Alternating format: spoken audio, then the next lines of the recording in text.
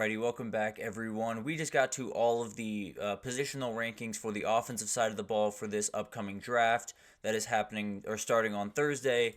But now let's get to the defense. There's tons of talent throughout this defensive class. I think it all starts with the defensive tackles, to be totally honest with you.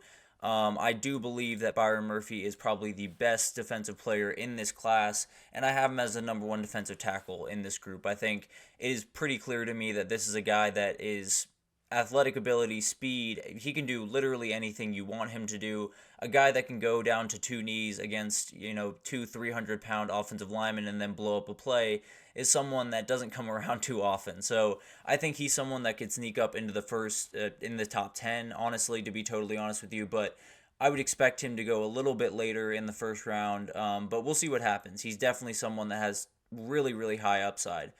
Johnny Newton is a guy from Illinois that definitely is kind of the same build, definitely a little bit more of a run stopper, but has remarkable athletic ability as well. Is someone that has played remarkable football in the Big Ten, although being a little bit overshadowed while being at Illinois.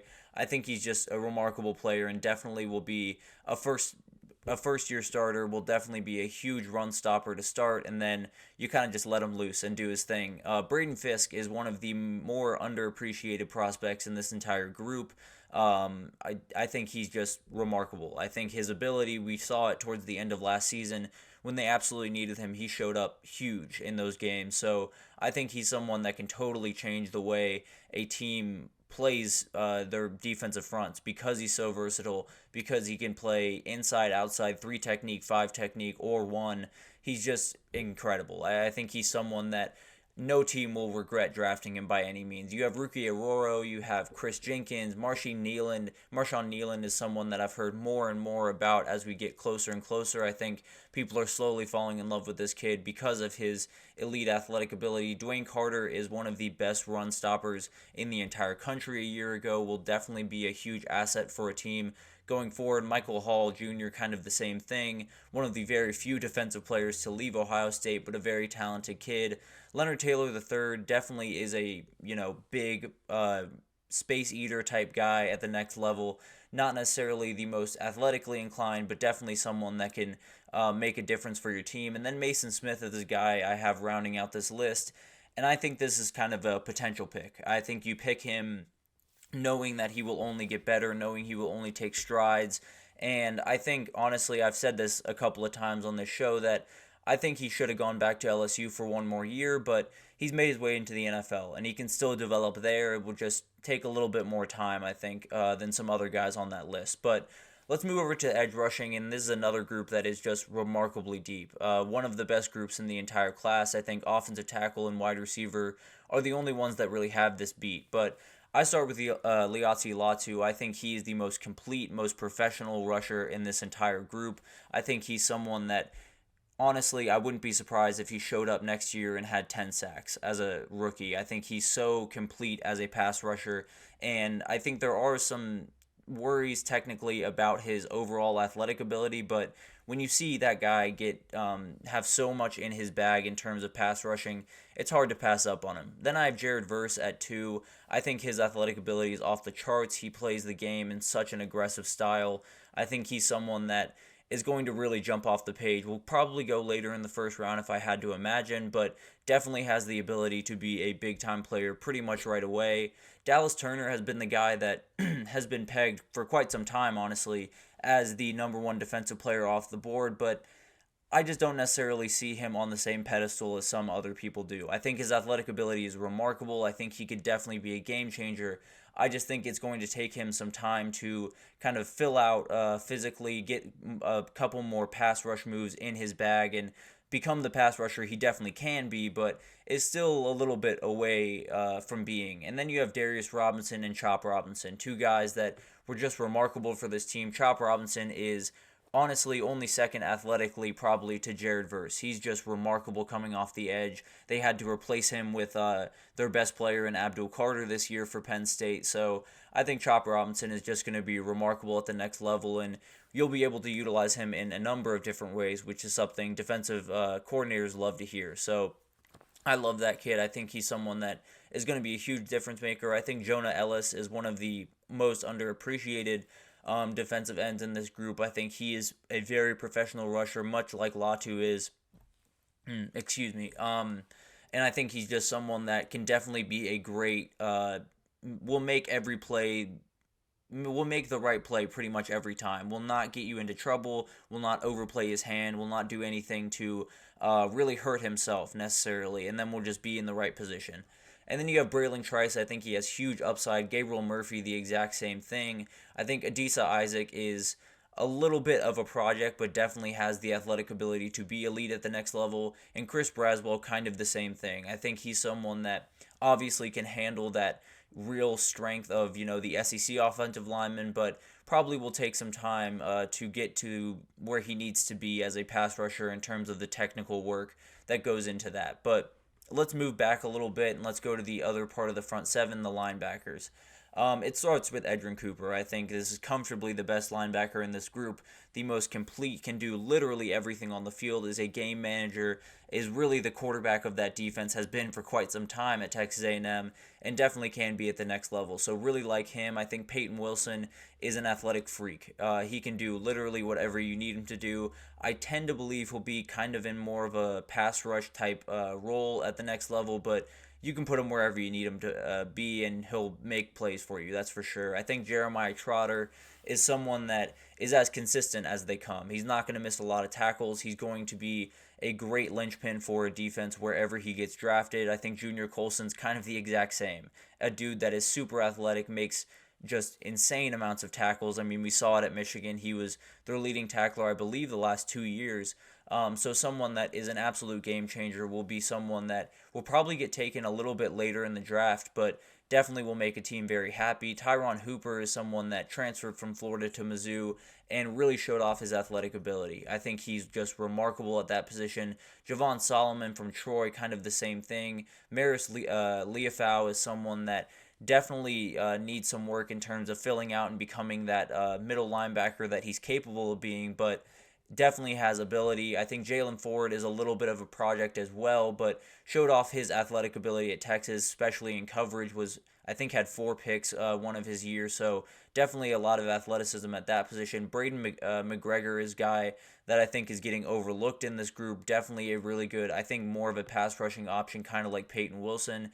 And then you have Trayvon Wallace, who I think is a beast. He's so athletic. He's so rangy. He's someone that if you put him next to, a Jeremiah Trotter type, a guy that is a really, really solid middle linebacker, and then just let him roam, I think he could just be incredible. But let's move to the back end, and let's get to the cornerbacks. And I think Quinyon Mitchell starts it off here pretty comfortably. I think he is so complete. His physical ability, his strength at the point of attack is something that's just remarkable. But I think Terrion Arnold is not really far behind him. I think his technical ability in terms of coverage, and especially playing press coverage, is pretty remarkable, especially for his size. I think he's someone that definitely has not hit his ceiling yet and will have plenty of more work to do.